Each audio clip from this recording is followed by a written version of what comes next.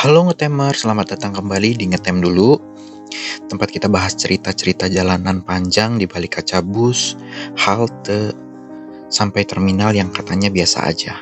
Tapi sebenarnya banyak cerita di baliknya. Kalau suka perjalanan darat, cerita yang nggak semua orang tahu, atau cuma mau duduk dengerin kisah di balik jendela, yuk mari kita simak bareng-bareng. Kira-kira kali ini gue bakal ngebahas apa, ikutin terus ya. Sebelum kita lanjut, kita ngetem dulu.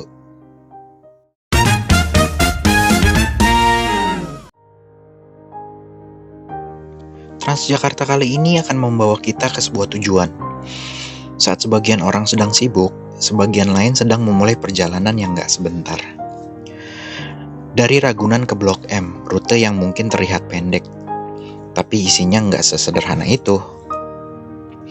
Karena di kota ini jarak gak selalu diukur dengan kilometer. Kadang diukur dari cerita yang dibawa penumpangnya.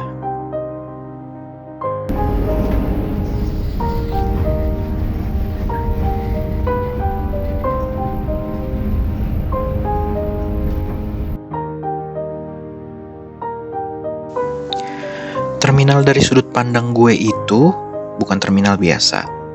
Ia seperti jeda, tempat orang bersiap tapi belum sepenuhnya terjaga. Di sini ada anak yang menempel di bahu ibunya, ada bapak yang mengecek ponsel sambil ngopi, dan ada petugas yang menyapa satu sama lain. Begitu bus datang, dunia berubah cepat. Pintu terbuka, langkah makin cepat, dan suara mesin mulai mengganti keheningan. Dan kita semua masuk ke ritme kota. Ada juga soalnya.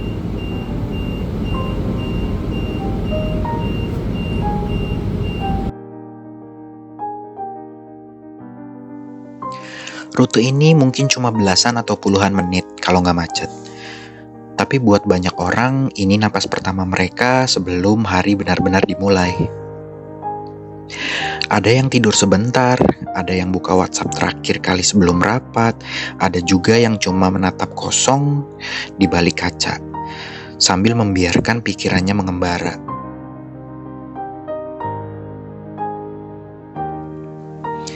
Di atas kursi empuk ini semua orang sama-sama menuju sesuatu, entah itu kantor, kuliah, wawancara, atau sekedar harapan akan hari yang lebih baik.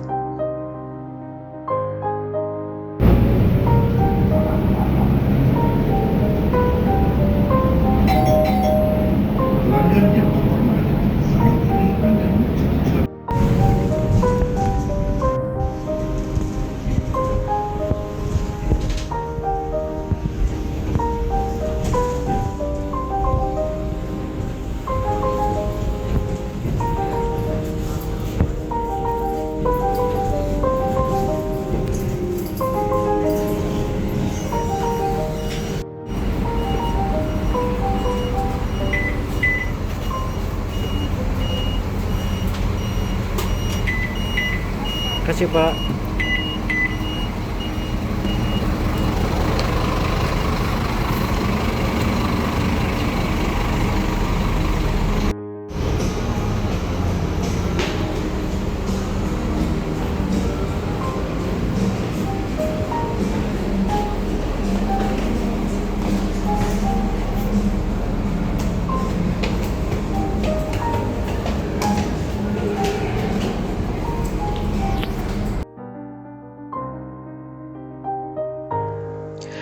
Blok M bukan cuma terminal. Dia adalah saksi hidup perjalanan kota ini dari masa ke masa. Blok M sendiri memiliki sejarah panjang yang terkait dengan perkembangan kawasan Kebayoran Baru. Awalnya Blok M merupakan bagian dari rencana kota yang dirancang oleh pemerintah kolonial Belanda pada tahun 1940-an. Pembangunan terminal Blok M sendiri dimulai pada tahun 1968 oleh Gubernur DKI Jakarta saat itu, Ali Sadikin, untuk menggantikan terminal sementara di Blok A. Terminal ini menjadi pusat transportasi penting di Jakarta, menghubungkan berbagai moda transportasi seperti bus, angkot, dan MRT pada saat ini.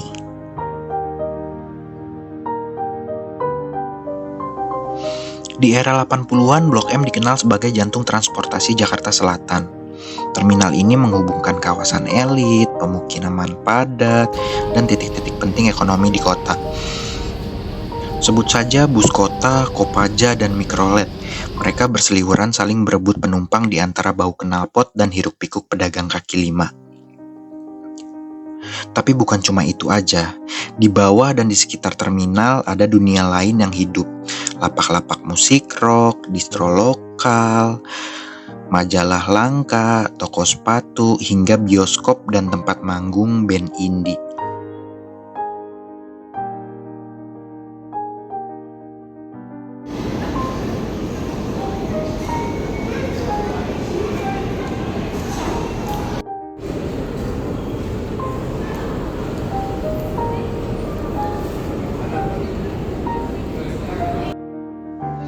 Buat anak muda 90-an, Blok M itu adalah tempat mereka berekspresi. Buat pegawai dan supir bus, tempat itu adalah tempat mereka mencari rezeki.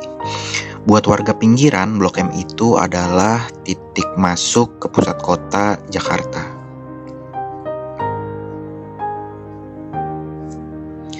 Namun sekarang semua itu berubah, tapi jejaknya masih terasa di tiang-tiang beton yang mulai diperhalus cat baru, di sudut-sudut kosong yang dulunya ramai, dan di tawa supir yang masih menunggu kedatangan para penumpangnya.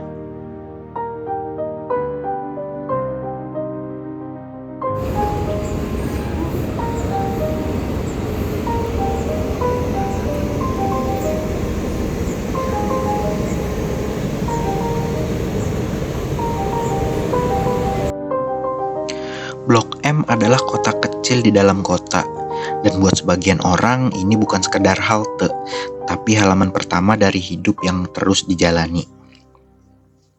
Sayangnya semua itu cuma tinggal kenangan di benak gue. Blok M kini masih tetap ramai seperti dulu, tapi dengan cerita dan wajah yang berbeda.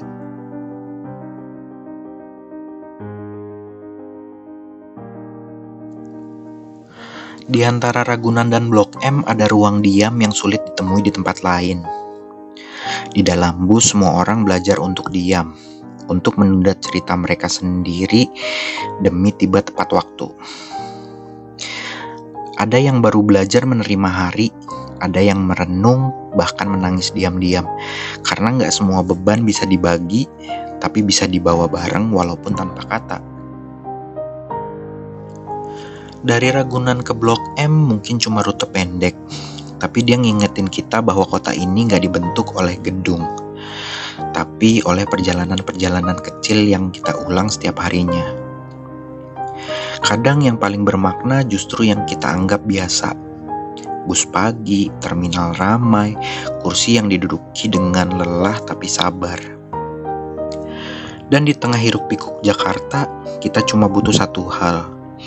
Halte yang pasti dan bus yang datang.